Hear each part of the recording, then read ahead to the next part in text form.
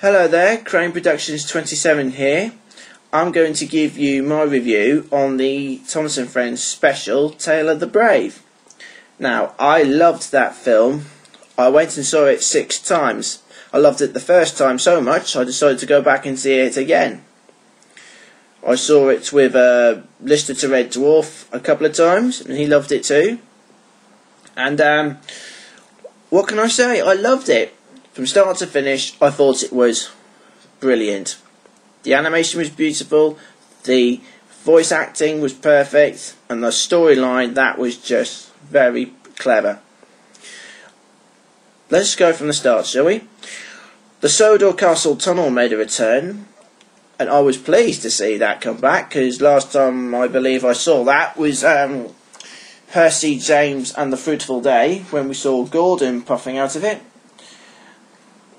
And also, the way all the engines were made to be busy, and the Sodor China clay pits make a return, and they looked very different from the last time we saw it in Edward's Exploit and the Diseasel. And Bill and Ben are their usual selves, and well done to Jonathan Broadbent for playing them very well. And I'd like to say well done to Tim Whitnell for voicing Timothy so well. Well, he voiced Timothy so cleverly. I was meant to say. Sorry you didn't understand that the first time. I also think he also did a brilliant job voicing Reg. Now, I was a bit disappointed that Reg didn't get much of a part. All we got to see was him introducing himself to James, and he only got like about 5 lines, and that was very disappointing. 5-6 lines, that was disappointing. He should have had more of a part. Marion, now I loved Marion right from the start, and well done to Olivia Colman for voicing her. She's so talkative, she just doesn't stop, and that is one of the things that makes Marion cool and a bit funny. Now, I never knew Marion could sing. I didn't even think they were going to make her do that. But Olivia Colman has actually done a splendid job of making her sing. The landslide at the start was very, very surprising. And even I got a bit worried when Thomas was in the path of it. And well done to Bill and Ben for saving him. The intro music was indeed the instrumental of Monsters Everywhere, and it sort of reminded me of the Pink Panther in some ways. I don't know why, but it just did. And the way Percy, he thought there was a monster on Sodor, well, that was written out well. And I liked how he thought Gator was the monster, because he was made to look like an alligator. Well, not exactly, but because of his sloping water tanks, he's nicknamed Gator. And I liked his real name, Gerald. And I liked how cranky he was made to look silly as well, when he said, "I didn't think you were a monster." Oops, I liked that bit. Now, I must say, that the way the storyline between Percy and Gator, and the way where Percy thought there was a monster on Sodor, that was written out very well. It just goes to show that Percy... Sorry, that was my phone going off. It just goes to show that Percy, and many of us, may want to be brave, but we can still be scared at the same time. And what Gator said was right. I'm not going to say what he said. I'll let you find out what he said on the DVD. The friendship between Thomas and Percy and James was a bit stretched in some ways, because it led Percy to believe that he couldn't trust Thomas. Or Percy believing he couldn't trust Thomas, that's what I was meant to say. I loved how Emily was portrayed in that episode. She's back to her old Series 7 self, and I liked how she gave James a taste of his own medicine. and she stuck up for Percy when Gordon, Henry and James teased him.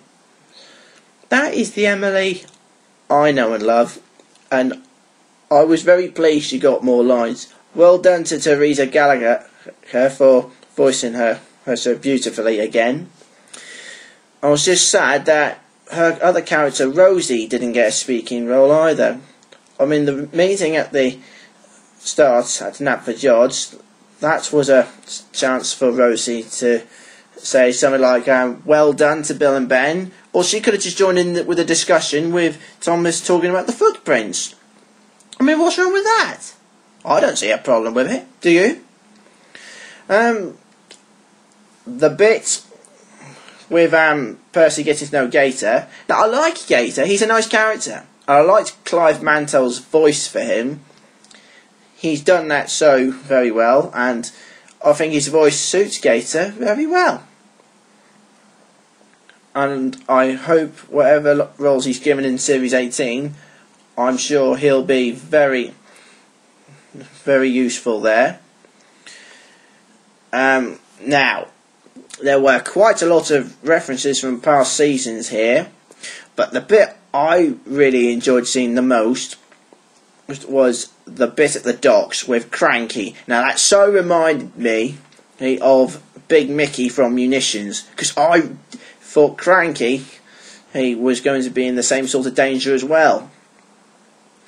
And what really impressed me was the way Matt Wilkinson, the voice of Cranky, actually delivered Cranky's lines while he was doing that scene. He made Cranky not just brave, but he could feel. He put so much strain and pain into Cranky while he was trying to stop the ship. Now that's really impressed me. The way James and Percy were at the Soda trying to clay pits, and James trying to prove he was more brave than Percy, that was very well done. And the landslide was done very well, as I thought the landslide was going to happen somewhere a third of a way into the movie. So, what can I say? And I never expected Percy to be trapped in the rubble or get lifted off the rails. And now, I found it disappointing that Toby wasn't in it. I was also disappointed at the meeting. Well, I already said Rosie didn't get a speaking role. I was disappointed Stanley didn't get a speaking role, nor did Stafford. That bit should have just been written out a bit better. I also enjoyed the surprising and scary scenes on there, like James getting a fright and then ending up into a pond. Percy running into timber sheds with the post train. And I love the songs as well. I liked Let's Be Brave mostly, because it was so catchy, and I've never heard two singers like that before. Well, I've got the DVD now and I've really enjoyed it, so now I'm going to go back and watch it again, and I really do hope you enjoyed my review, as I give it a 10 out of 10, and I'm enjoying Series 18 so far, as at the moment my favourite episodes are Flatbeds of Fear, Not So Slow Coaches, Toad's Adventure, and my other favourite one is Signals Crossed.